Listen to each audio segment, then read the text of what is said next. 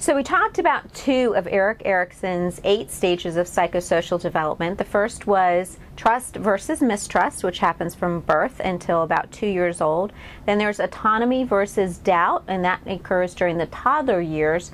And now we have initiative versus guilt. And this is the stage that occurs sometime between age 4, 3, all the way up until about 1st grade, I would say. So that's around 5 or 6 years old, depending on your kid. And during this time period, they're just now starting to go to school, and they're just starting to kind of learn what they're able to do and what they're not able to do. Well, this is a very formative year, and once again, parents, pay attention if you have kids during this time period.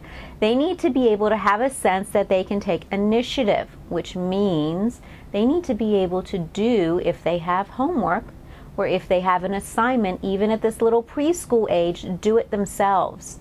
Be able to take that challenge, be able to look at a project and say, I can do this, even if it's just a Play-Doh thing, even if it's just cleaning their room. I don't really care what the project is.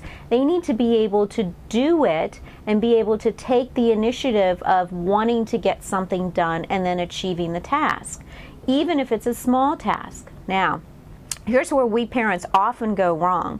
We tend to criticize our kids at that age and say, oh, you did a good job, but here, it would be so much better if you did blah, blah, blah.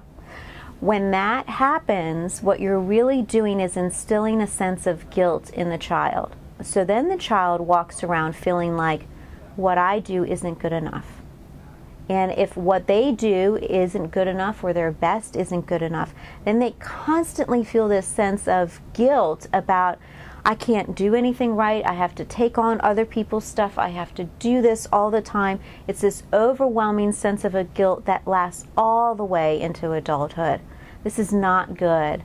The other thing that happens during this time period, very important to know, is that if your child suffers a tragedy during these years, like they have a traumatic accident, or they know of a traumatic injury, or the death of someone, or, for instance, a divorce happens during this time period in their life, they will tend to take on the guilt of all of the other adults around them.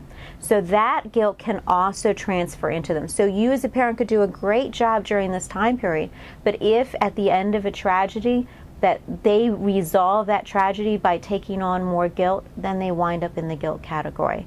So pay attention to these years. Help your child learn that they can take initiative, that they can do things on their own without feeling a sense of guilt, and then they'll be ready for the next stage.